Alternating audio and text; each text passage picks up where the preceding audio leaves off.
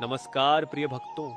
क्या कभी आपने अपने मन में यह विचार किया है कि जिस भोजन को आज संसार के अनेक लोग सामान्य बात मानकर ग्रहण करते हैं, उसी भोजन के विषय में धर्मशास्त्र क्या कहते हैं?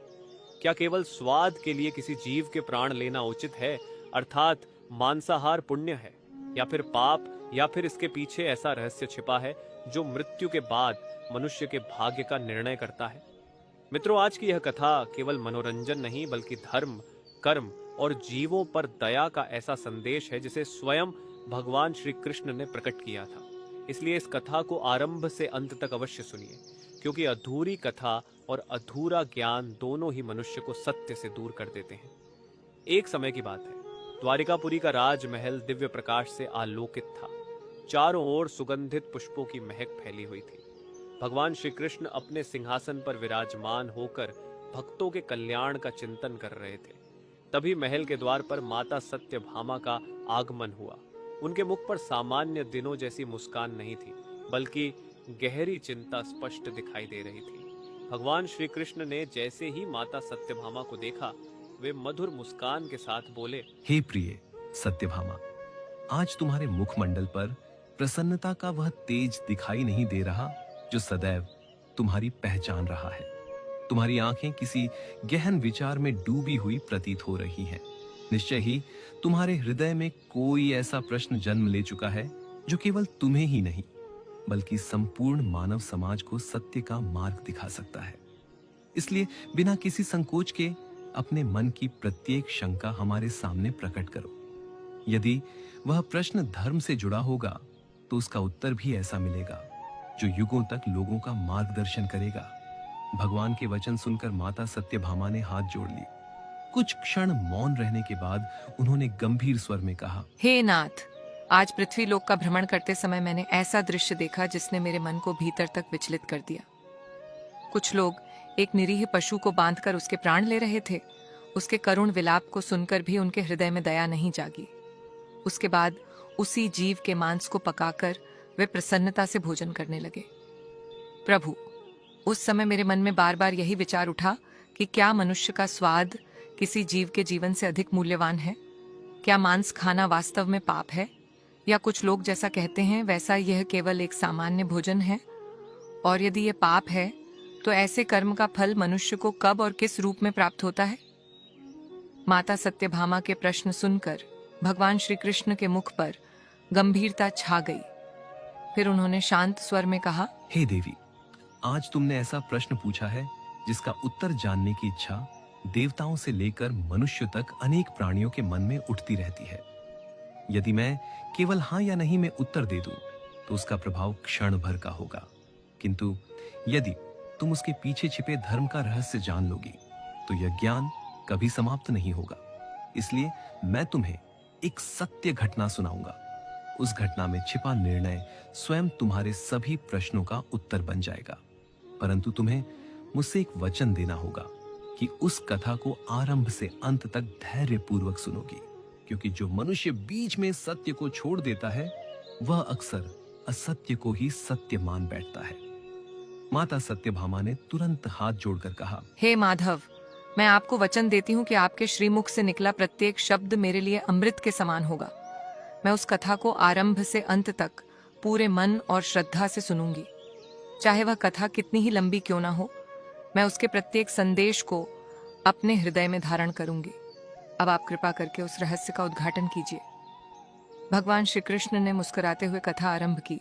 हे देवी सत्यभामा, विंध्य पर्वत की तलहटी में स्थित आनंदवन राज्य अपने वैभव, न्याय और समृद्धि के कारण दूर दूर तक प्रसिद्ध था। उस राज्य का राजा धर्मवीर, अत्यंत पराक्रमी, दानी और प्रजावत्सल था। उसकी एक पुकार पर हजारों सैनिक प्राण देने को तैयार रहते थे। प्रजा उसे पिता के समान सम्मान देती थी, क्योंकि उसने कभी किसी निर्धन को भूखा नहीं सोने दिया और कभी किसी निर्दोष के साथ अन्याय नहीं होने दिया। किंतु मनुष्य चाहे कितना ही महान क्यों ना हो, यदि उसके भीतर एक भी दोष घर कर ले तो वही दोष उसके समस्त गुणों पर भारी पड़ जाता है। राजा धर्मवीर का सबसे बड़ा दोष था, उसे आखेट अर्थात शिकार का अत्यधिक शौक था। सप्ताह में एक दिन वह अपने सैनिकों के साथ घने जंगल में अवश्य जाता। और किसी न किसी वन्य जीव का शिकार करके लौटता। उसे लगता था कि यह राजाओं की परंपरा है और इससे उसका पराक्रम बढ़ता है। राजमहल के रसोइयों को आदेश था कि शिकार किए गए पशु का मांस विशेष व्यंजन के रूप में बनाया जाए।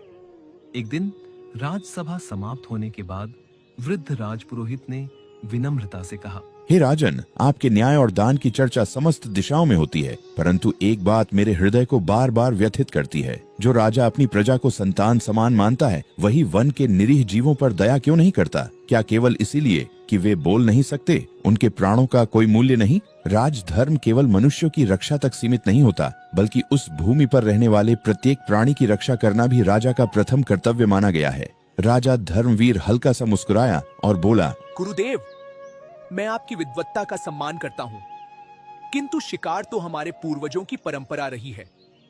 यदि ईश्वर ने इन पशुओं को बनाया है तो किसी उद्देश्य से ही बनाया होगा। फिर मांस खाना यदि इतना बड़ा पाप होता तो अनेक राजा ऐसा क्यों करते? मुझे तो इसमें कोई अधर्म दिखाई नहीं देता। राजपुरोहित ने राजा की बात सुनी पर आगे कुछ नहीं बोले। उन्होंने केवल इतना कहा, हे राजन, कभी कभी मनुष्य अपने कर्म को उचित सिद्ध करने के लिए अनेक तर्क खोज लेता है, परंतु धर्म का निर्णय तर्क से नहीं, सत्य से होता है। मैं चाहता हूँ कि समय आने पर आपको स्वयं सत्य का अनुभव हो। उस दिन आपका निर्णय भी बदल जाएगा। इतना कहकर वे सभा से चले गए। कुछ दिनों बाद वर्षा ऋतु समाप्त हुई। राजा ने पुनः विशाल शिकार यात्रा की घोषणा कर दी।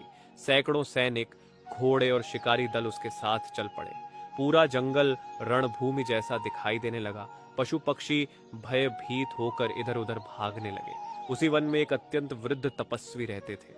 वर्षों से वे जीवों की रक्षा और तपस्या में लीन थे। आश्चर्य की बात यह थी कि उनके आश्रम के आसपास हिंसक पशु भी शांत स्वभाव से रहते थे। सिंह और हिरण एक ही सरोवर पर जल पी लेते थे। वन के सभी जीव उन्हें अपने रक्षक के समान मानते थे। उसी समय एक सफेद हिरणी जो गर्भवती थी, भय से कांपती हुई उस आश्रम की ओर दौड़ी। उसके पीछे राजा धर्मवीर का छोड़ा हुआ बाण आकर एक वृक्ष में धंस गया। यदि वह एक पल भी रुक जाती तो उसके प्राण समाप्त हो जाते। हिरणी महर्षि के चरणों के पास गिर पड़ी। उसकी आंखों से आंसू बह रहे थे और उसका पूरा शरीर कांप रहा था। महर्षि ने उसके सिर पर हाथ फेरते हुए कहा, डरो मत पुत्री, जब तक तुम इस आश्रम की सीमा में हो कोई भी तुम्हारा अहित नहीं कर सकेगा। जिसने तुम्हें भय दिया है आज उसे भी यह समझना होगा कि शक्ति का अर्थ निर्बलों का वध नहीं बल्कि उनकी रक्षा करना है। कभी कभी ईश्वर स्वयं ऐसे अवसर भेजते हैं जहां मनुष्य के जीवन की दिशा बदल जाती है। उसी क्षण राजा धर्मवीर अपने सैनिकों के साथ आश्रम के द्वार पर पहुंच गया।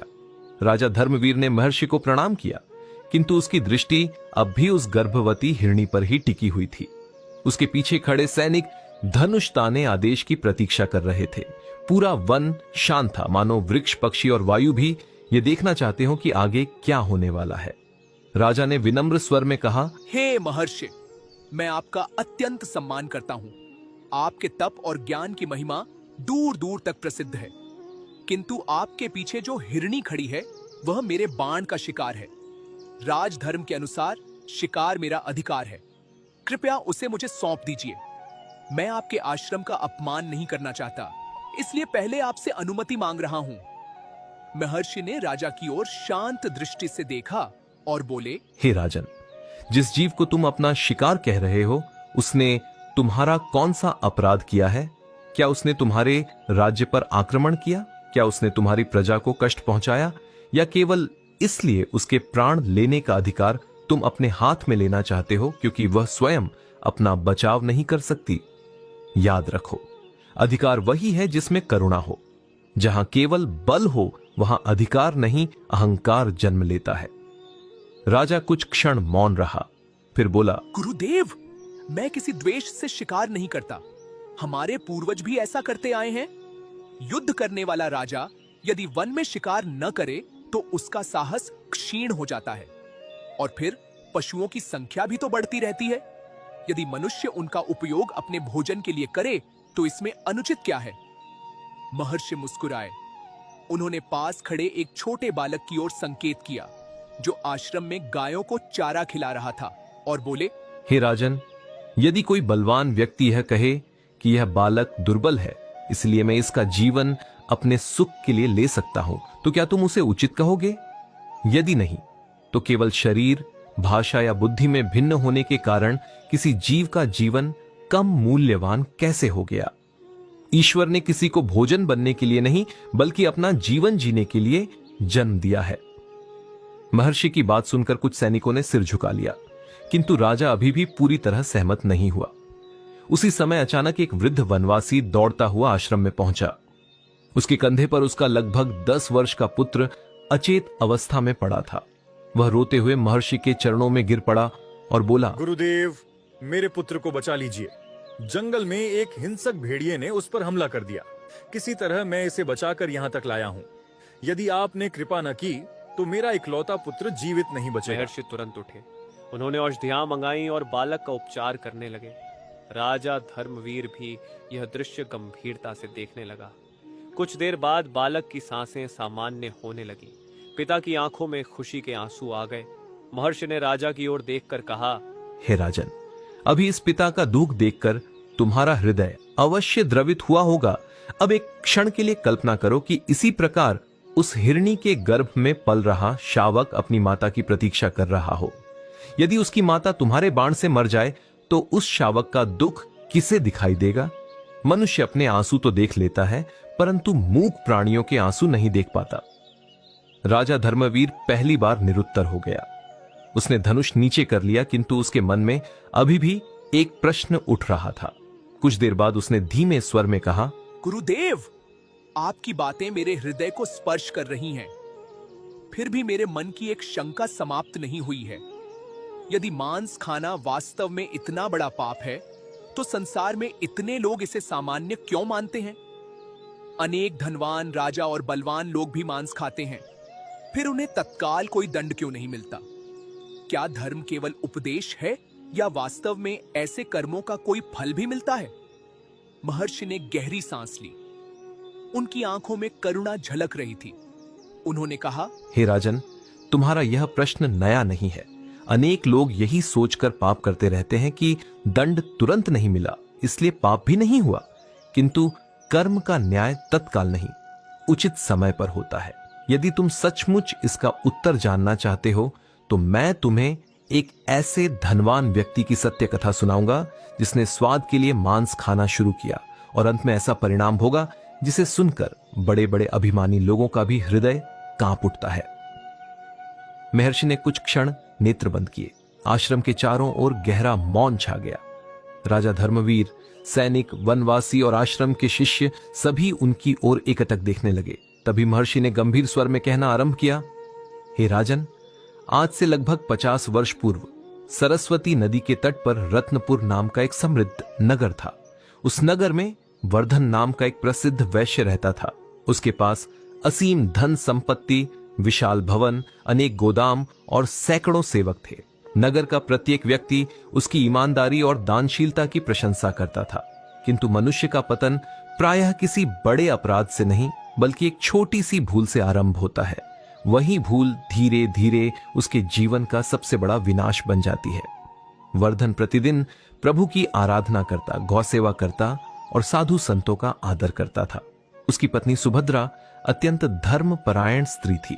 दोनों का जीवन सुखपूर्वक बीत रहा था। एक दिन दूर देश से उसका पुराना मित्र सोमेश उससे मिलने आया।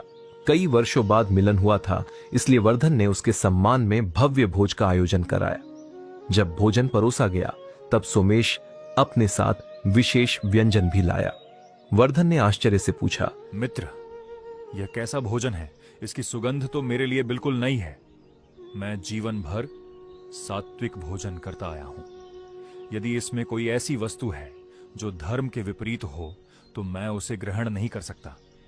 अतिथि का सम्मान करना मेरा कर्तव्य है, किंतु धर्म का त्याग करके नहीं। इसलिए पहले मुझे सत्य बताओ कि यह भोजन किस प्रकार का है। सोमेश हंसते हुए बोला, अरे वर्धन, तुम भी कितनी छोटी छोटी बातों में उलझे रहते हो। यह केवल मांस का एक व्यंजन है। दूर देशों के राजा, सेनापति और धनवान लोग इसे बड़े आनंद से खाते हैं। एक बार स्वाद लेकर देखो। केवल एक बार खाने से न धर्म नष्ट होगा और न ही तुम्हारे पुण्य समाप्त हो जाएंगे। जीवन का आनंद भी लेना चाहिए, केवल नियमों में बंधकर नहीं जीना चाहिए। वर्धन ने पहले मना किया, परंतु मित्र बार बार आग्रह करता रहा। अंततः उसने सोचा, केवल एक बार खाने से क्या होगा। उसने थोड़ी सी मात्रा ग्रहण की। महर्षि ने राजा की ओर देखते हुए कहा, हे राजन, संसार में अधिकांश पतन केवल एक बार से ही आरंभ होता है। कोई भी मनुष्य यह सोचकर अधर्म नहीं करता कि वह जीवन भर ऐसा करेगा। वह पहले स्वयं को समझाता है कि केवल आज, केवल एक बार, पर वही एक बार धीरे धीरे आदत बन जाता है। कुछ ही दिनों में वर्धन का मन उसी स्वाद की ओर आकर्षित होने लगा। उसने पहले महीने में एक बार, फिर सप्ताह में एक बार और अंततः प्रतिदिन मांस मंगवाना शुरू कर दिया। उसकी पत्नी सुभद्रा ने एक दिन अत्यंत विनम्रता से कहा, स्वामी, मैं आपको रोकने का अधिकार नहीं रखती, किंतु पिछले कुछ महीनों से आपके स्वभाव में बड़ा परिवर्तन आ गया है। पहले आप गौशाला जाते ही प्रसन्न हो जाते थे, अब क्रोध शीघ्र आने लगा है। पहले पूजा में आपका मन घंटों लगता था, अब कुछ ही क्षणों में आप उठ जाते हैं। मुझे ऐसा प्रतीत होता है कि यह परिवर्तन केवल भोजन का नहीं, बल्कि मन का भी है। कृपया एक बार शांत होकर अपने भीतर अवश्य झांकिए। वर्धन ने बात टालते हुए कहा, सुभद्रे, तुम व्यर्थ चिंता करती हो। भोजन का मनुष्य के धर्म से क्या संबंध। यदि मन अच्छा हो तो सब अच्छा है। मैं आज भी दान देता हूं, पूजा करता हूं और किसी का बुरा नहीं चाहता। इसलिए मुझे उपदेश देने की आवश्यकता नहीं है। समय बीतता गया। एक रात वर्धन ने एक विचित्र स्वप्न देखा। उसने देखा कि अंधकारमय वन में अनगिनत पशु उसकी ओर देख रहे हैं। किसी की आंखों में आंसू थे, किसी की आंखों में पीड़ा। वे बोल नहीं रहे थे, फिर भी ऐसा लग रहा था मानो उनके मौन प्रश्न उसके हृदय को चीर रहे हों। अचानक उन सभी के बीच से एक तेजस्वी वृद्ध प्रकट हुए और बोले, वर्धन, मनुष्य यह समझता है कि उसके कर्म केवल उसी तक सीमित रहते हैं, परंतु प्रत्येक कर्म की एक प्रतिध्वनि होती है। जो पीड़ा तुमने दूसरों के जीवन को महत्वहीन समझकर स्वीकार की है, वही पीड़ा एक दिन तुम्हारे द्वार पर भी आएगी। अभी भी समय है, लौट आओ, अन्यथा तुम्हारे सामने ऐसा निर्णय आएगा जिसमें तुम्हारा धन, प्रतिष्ठा और तर्क तीनों तुम्हारी रक्षा नहीं कर पाएंगे। वर्धन भयभीत होकर नींद से जाग गया। उसका पूरा शरीर पसीने से भीग चुका था, लेकिन उसने उस स्वप्न को केवल भ्रम समझकर भुला दिया। अब उधर महर्षि ने राजा धर्मवीर की ओर देखा। राजा अब पहले की अपेक्षा अधिक गंभीर दिखाई दे रहा था। उसके हाथों में पकड़ा धनुष नीचे झुक चुका था। महर्षि ने आगे कहना आरंभ किया, हे राजन, जिस स्वप्न को वर्धन ने केवल भ्रम समझकर भुला दिया था, वही स्वप्न उसके जीवन की सबसे बड़ी चेतावनी थी। किंतु मनुष्य जब अपने मन के सुख को सत्य से बड़ा मानने लगता है, तब वह ईश्वर के संकेतों को भी संयोग समझकर अनदेखा कर देता है। यही भूल आगे चलकर उसके जीवन में ऐसा तूफान लाती है जिसकी कल्पना भी वह नहीं कर सकता। अगली सुबह वर्धन अपने व्यापार के लिए नगर से बाहर निकला। मार्ग में उसने देखा कि बड़ी संख्या में लोग एक स्थान पर एकत्रित हैं। पास जाकर उसने देखा कि एक वृद्ध सन्यासी वट वृक्ष के नीचे बैठे धर्म का उपदेश दे रहे थे। उनके मुख पर अद्भुत तेज था। लोग मंत्रमुग्ध होकर उनकी बातें सुन रहे थे। वर्धन भी वहीं बैठ गया। कुछ देर बाद सन्यासी ने सभा में उपस्थित लोगों से कहा, हे मनुष्यों, संसार में सबसे कठिन कार्य धन कमाना नहीं, बल्कि अपने विवेक को जीवित रखना है। जब स्वाद, लोभ और अहंकार मनुष्य के विवेक पर अधिकार कर लेते हैं, तब वह ऐसे कर्म करने लगता है जिन्हें बाद में भाग्य भी बदल नहीं पाता।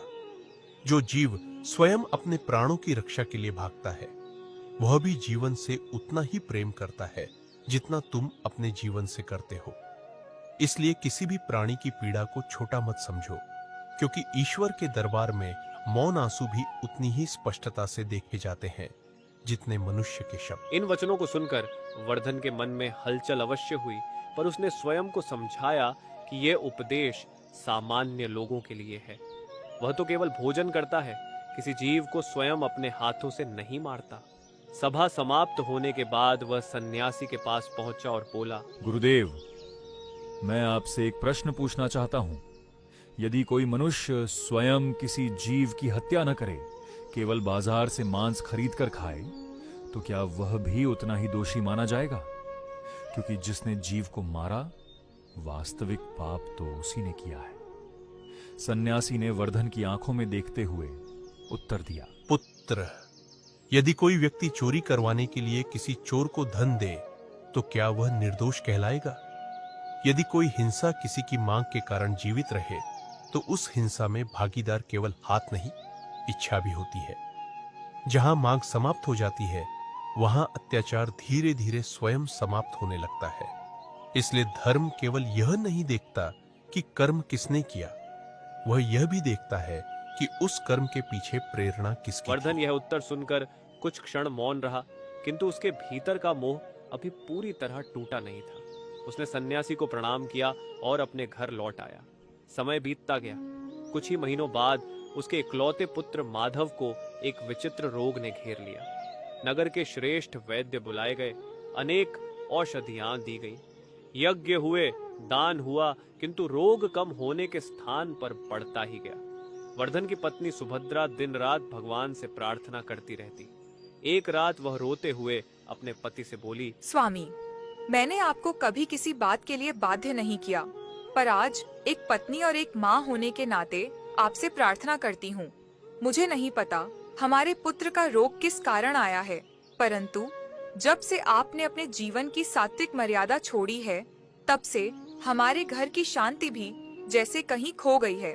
यदि मेरे शब्दों में तनिक भी सत्य हो, तो एक बार अपने जीवन की उस भूल पर विचार अवश्य कीजिए। कभी कभी ईश्वर दंड देने से पहले चेतावनी भी देते हैं। उस रात वर्धन सो नहीं सका। उसे सन्यासी के शब्द याद आने लगे। उसे वह स्वप्न याद आने लगा और पहली बार उसके मन में यह प्रश्न उठा, क्या सचमुच मेरे कर्मों का मेरी संतानों के जीवन पर भी प्रभाव पड़ सकता है? अगली सुबह उसने निश्चय किया कि वह उसी सन्यासी को खोजेगा और अपने सभी प्रश्नों का उत्तर लेकर ही लौटेगा। लेकिन जब वह उस वट वृक्ष के पास पहुंचा, वहां न सन्यासी थे, न कोई सभा, केवल वृक्ष के नीचे एक छोटी सी कमंडलू और ताड़पत्र रखा था, जिस पर लिखा था, यदि अपने कर्मों का वास्तविक फल देखना चाहते हो तो अमावस्या की रात्रि उत्तर दिशा के श्मशान में आना। वहां तुम्हें वह दिखाई देगा जिस पर आज तक तुमने कभी विश्वास नहीं किया। ये पढ़ते ही वर्धन के हाथ कांपने लगे। उसे समझ नहीं आ रहा था कि यह किसी साधु की परीक्षा है या स्वयं ईश्वर का बुलावा। महर्षि ने राजा धर्मवीर की ओर देखा। अब राजा के मुख पर पहले जैसा गर्व नहीं था। उसके नेत्रों में जिज्ञासा और गंभीरता स्पष्ट दिखाई दे रही थी। महर्षि ने शांत स्वर में आगे कहना आरंभ किया, हे राजन, मनुष्य अपने जीवन में अनेक लोगों की बातों को अनसुना कर देता है, परंतु जब स्वयं का हृदय उसे प्रश्न पूछने लगे, तब समझ लेना चाहिए कि ईश्वर उसे सत्य के निकट ले जाना चाहते हैं। वर्धन के साथ भी अब यही होने वाला था। उसके भीतर पहली बार अपने कर्मों को लेकर भय नहीं, बल्कि सत्य जानने की इच्छा जाग चुकी थी। अमावस्या की रात्रियां पहुंची। चारों ओर गहरा सन्नाटा था। आकाश में बादल छाए हुए थे। वर्धन ने भगवान का स्मरण किया और अकेला ही उत्तर दिशा के उस प्राचीन श्मशान की ओर चल पड़ा। जैसे जैसे वह आगे बढ़ रहा था, उसका मन भय और जिज्ञासा से भरता जा रहा था। श्मशान पहुंचकर उसने देखा कि एक विशाल पीपल के नीचे वही तेजस्वी सन्यासी ध्यान मग्न बैठे हुए थे। उनके चारों ओर अनेक दीपक जल रहे थे, किंतु वहां किसी प्रकार का भय नहीं, बल्कि अद्भुत शांति का अनुभव हो रहा था। वर्धन ने उनके चरणों में सिर झुकाकर कहा, गुरुदेव, आपके कहे अनुसार मैं उपस्थित हो गया हूं। पिछले कई दिनों से मेरा मन अशांत है। मुझे अपने प्रत्येक कर्म पर विचार आने लगा है। यदि मुझसे भूल हुई है तो मैं उसे स्वीकार करने को तैयार हूं, किंतु कृपा करके मुझे स्पष्ट बताइए कि मेरे जीवन में यह अशांति क्यों आई है। क्या वास्तव में मनुष्य का प्रत्येक कर्म उसके भविष्य को इस प्रकार प्रभावित करता है? सन्यासी ने धीरे धीरे नेत्र खोले और बोले, पुत्र, ईश्वर किसी मनुष्य को बिना कारण दंड नहीं देते। पहले वे विवेक देते हैं, फिर संकेत देते हैं, उसके बाद अवसर देते हैं। यदि तब भी मनुष्य नहीं बदलता, तभी कर्म अपना फल देना आरंभ करते हैं। तुम अभी उस मोड़ पर खड़े हो जहां लौटना भी संभव है और गिरना भी। इसलिए आज जो देखोगे उसे केवल आंखों से नहीं, अपने अंतःकरण से देखना। इतना कहकर सन्यासी वर्धन को श्मशान के एक शांत भाग में ले गए। वहां एक प्राचीन यज्ञ कुंड बना हुआ था। सन्यासी ने कुछ वैदिक मंत्रों का उच्चारण किया। देखते ही देखते यज्ञ कुंड के ऊपर एक दिव्य प्रकाश प्रकट होने लगा। उस प्रकाश में अनेक दृश्य दिखाई देने लगे। वर्धन ने देखा कि एक छोटा सा बछड़ा अपनी माता के पीछे दौड़ रहा है। तभी कुछ लोग उसे पकड़कर अलग ले जाते हैं। बछड़ा अपनी माता की ओर बार बार देख रहा है और उसकी माता जोर जोर से रंभा रही है। दोनों एक दूसरे तक पहुंचना चाहते हैं किंतु पहुंच नहीं पाते। यह दृश्य देखकर वर्धन की आंखें भर आईं। सन्यासी बोले, देखो वर्धन, मनुष्य जब किसी जीव को केवल भोजन समझता है तब वह उसके शरीर को देखता है, किंतु ईश्वर उस जीव का भय, उसका प्रेम, उसकी माता, उसकी संतान और उसके जीवन की इच्छा सब कुछ देखते हैं। धर्म का न्याय केवल कर्म नहीं देखता, उस कर्म से उत्पन्न पीड़ा भी देखता है। यही कारण है कि करुणा को सभी धर्मों में महान गुण माना गया है। वर्धन की आंखों से आंसू बहने लगे। वह कांपती आवाज में बोला, गुरुदेव, आज तक मैंने कभी इस दृष्टि से विचार ही नहीं किया। मैंने केवल स्वाद देखा, किसी जीव का जीवन नहीं देखा। यदि मेरे कारण भी ऐसी हिंसा को बढ़ावा मिला है तो मैं सचमुच अपराधी हूं। अब मुझे बताइए कि क्या मेरे लिए प्रायश्चित का कोई मार्ग शेष है या मेरे पापों का फल निश्चित हो चुका है? सन्यासी ने उसके कंधे पर हाथ रखा और बोले, हे वर्धन, धर्म का उद्देश्य केवल दंड देना नहीं, बल्कि मनुष्य को सत्य का बोध कराना भी है। जो व्यक्ति अपनी भूल को स्वीकार ही नहीं करता, वह स्वयं अपने पतन का मार्ग बनाता है। किंतु जो अपने भीतर करुणा जागृत कर ले, अधर्म का त्याग करे और आगे से जीवों के प्रति दया, संयम तथा सदाचार का जीवन अपनाए, उसके लिए प्रायश्चित का मार्ग खुला रहता है। इसलिए मनुष्य को अपने कर्मों का विचार करते हुए ऐसा जीवन जीना चाहिए जिससे किसी निरपराध प्राणी को अनावश्यक कष्ट न पहुंचे। इतना कहते ही वह दिव्य दृश्य धीरे धीरे विलीन होने लगा। वर्धन की आंखों से आंसू बह रहे थे। उसने उसी क्षण संकल्प लिया कि आज के बाद वह ऐसा कोई कार्य नहीं करेगा जिससे किसी निरीह जीव को अनावश्यक पीड़ा पहुंचे। उसने अपने घर लौटकर सात्विक जीवन अपनाया, गौ सेवा, दान और जरूरतमंदों की सहायता में स्वयं को लगा दिया। धीरे धीरे उसके घर का वातावरण भी बदलने लगा। उसका परिवार पुनः प्रसन्न रहने लगा और उसका मन पहले से कहीं अधिक शांत हो गया। महर्षि ने राजा धर्मवीर की ओर देखते हुए कहा, हे राजन, ये कथा केवल वर्धन की नहीं, प्रत्येक उस मनुष्य की है जो बिना विचार किए केवल दूसरों की देखा देखी अपने जीवन के निर्णय ले लेता है। सच्चा बल किसी निर्बल प्राणी का जीवन लेने में नहीं, बल्कि उसकी रक्षा करने में है। जो हृदय दया से भर जाता है, वही वास्तव में धर्म के मार्ग पर चलता है। महर्षि के शब्द राजा धर्मवीर के हृदय में उतर गए। उन्होंने तुरंत अपना धनुष भूमि पर रख दिया और उस गर्भवती हिरणी की ओर देखकर कहा, गुरुदेव, आज तक मैं शिकार को वीरता समझता रहा, किंतु आपने मुझे समझाया कि सबसे बड़ी वीरता अपने मन के अहंकार पर विजय पाना है। आज से मैं प्रतिज्ञा करता हूं कि बिना किसी उचित कारण किसी भी निरीह जीव की हत्या नहीं करूंगा और अपने राज्य में भी जीवों की रक्षा के लिए नियम बनाऊंगा। यही मेरी ओर से धर्म के प्रति सच्ची श्रद्धांजलि होगी। महर्षि प्रसन्न होकर बोले, हे राजन, आज तुम्हारी विजय किसी युद्ध में नहीं, बल्कि अपने ही मन पर हुई है। यही विजय सबसे महान होती है। इतना कहकर भगवान श्री कृष्ण ने कथा समाप्त की। माता सत्यभामा ने हाथ जोड़कर कहा, हे माधव, आज आपने मेरे सभी प्रश्नों का समाधान कर दिया। अब मैं समझ गई कि धर्म का आधार केवल नियम नहीं, बल्कि करुणा भी है।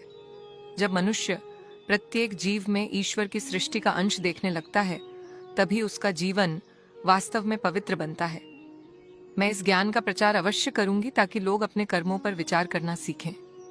भगवान श्री कृष्ण मधुर मुस्कान के साथ बोले, हे देवी, मनुष्य को सदैव ऐसा आचरण करना चाहिए जिसमें दया, संयम और धर्म का पालन हो।